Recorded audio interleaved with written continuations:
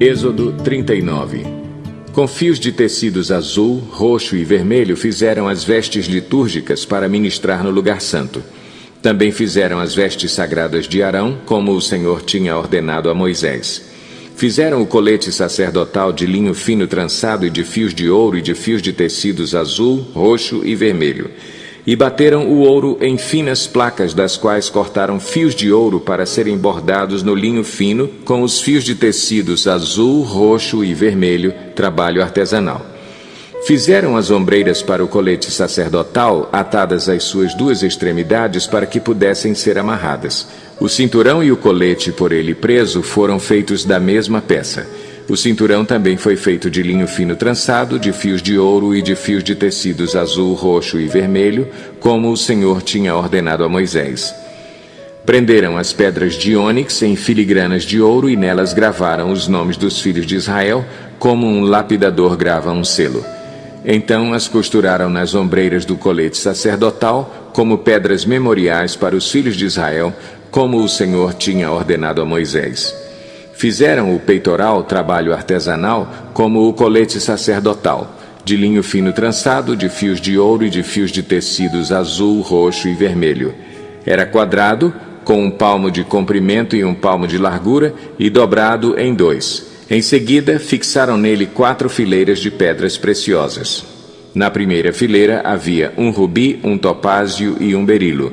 Na segunda, uma turquesa, uma safira e um diamante. Na terceira, um jacinto, uma ágata e uma ametista. Na quarta, um crisólito, um ônix e um jaspe, todas fixadas em filigranas de ouro. Havia 12 pedras, uma para cada nome dos filhos de Israel, cada uma gravada como um lapidador grava um selo, com o nome de uma das 12 tribos. Para o peitoral fizeram correntes trançadas de ouro puro como cordas. De ouro fizeram 2 filigranas e 2 argolas, as quais prenderam as 2 extremidades do peitoral. Prenderam as 2 correntes de ouro, as 2 argolas nas extremidades do peitoral e as outras extremidades das correntes, as 2 filigranas, unindo-as às peças das ombreiras do colete sacerdotal na parte da frente. Fizeram outras 2 argolas de ouro e as prenderam às 2 extremidades do peitoral na borda interna, próxima ao colete sacerdotal. Depois fizeram mais 2 argolas de ouro e as prenderam na parte inferior das ombreiras, na frente do colete sacerdotal, próximas da costura, logo acima do cinturão do colete sacerdotal. Amarraram as argolas do peitoral às argolas do colete com um cordão azul, ligando-o ao cinturão, para que o peitoral não se separasse do colete sacerdotal, como o Senhor tinha ordenado a Moisés. Fizeram o manto do colete sacerdotal inteiramente de fios de tecido azul, obra de tecelão, com uma abertura no centro. Ao redor dessa abertura havia uma dobra tecida como uma gola, para que não se rasgasse. Fizeram romãs de linho fino trançado e de fios de tecidos azul, roxo e vermelho em volta da borda do manto. Fizeram ainda pequenos sinos de ouro puro, atando-os em volta da borda entre as romãs. Os sinos e as romãs se alternavam por toda a borda do manto, tudo feito para ser usado ao se ministrar, como o Senhor tinha ordenado a Moisés. Para Arão e seus filhos fizeram de linho fino as túnicas, obra de tecelão, o turbante, os gorros e os calções de linho fino trançado. O cinturão também era de linho fino trançado e de fios de tecidos azul, roxo e vermelho, obra de bordador, como o Senhor tinha ordenado a Moisés. Fizeram de ouro puro o diadema sagrado e gravaram nele como se grava um selo, consagrado ao Senhor. Depois usaram um cordão azul para prendê-lo na parte de cima do turbante, como o Senhor tinha ordenado a Moisés. Assim foi encerrada toda a obra do tabernáculo, a tenda do encontro.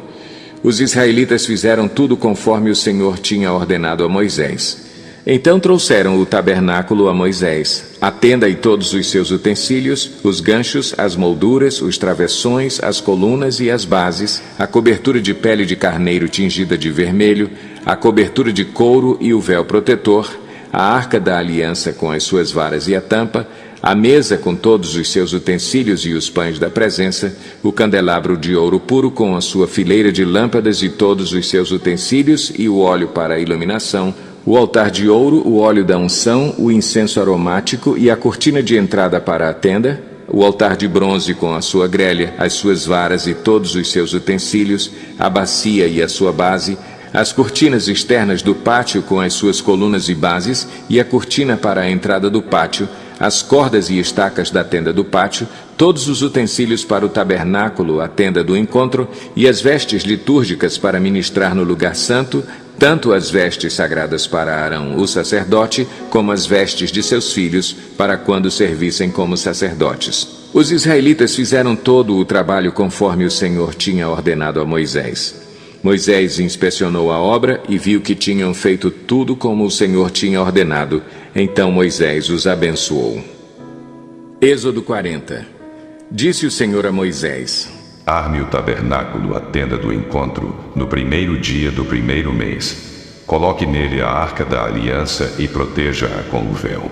Traga a mesa e arrume sobre ela tudo o que lhe pertence. Depois traga o candelabro e coloque as suas lâmpadas. Ponha o altar de ouro para o incenso diante da arca da aliança e coloque a cortina à entrada do tabernáculo.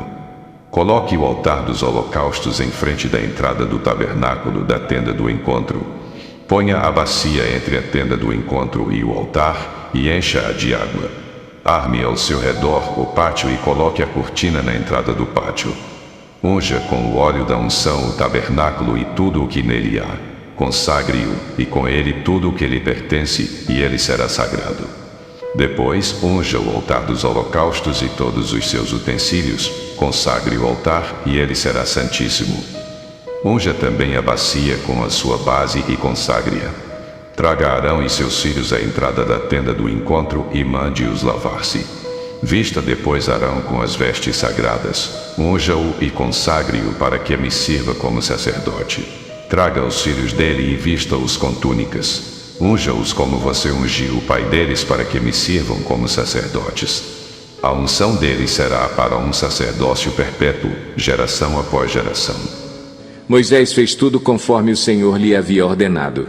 Assim, o tabernáculo foi armado no primeiro dia do primeiro mês do segundo ano. Moisés armou o tabernáculo, colocou as bases em seus lugares, armou as molduras, colocou as vigas e levantou as colunas. Depois estendeu a tenda sobre o tabernáculo e colocou a cobertura sobre ela, como o Senhor tinha ordenado. Colocou também as tábuas da aliança na arca, fixou nela as varas e pôs sobre ela a tampa.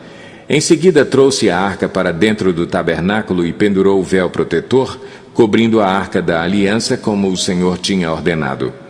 Moisés colocou a mesa na tenda do encontro, no lado norte do tabernáculo, do lado de fora do véu, e sobre ela colocou os pães da presença diante do Senhor, como o Senhor tinha ordenado.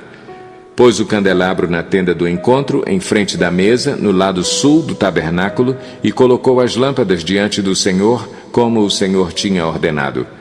Moisés também pôs o altar de ouro na tenda do encontro, diante do véu, e nele queimou incenso aromático, como o Senhor tinha ordenado.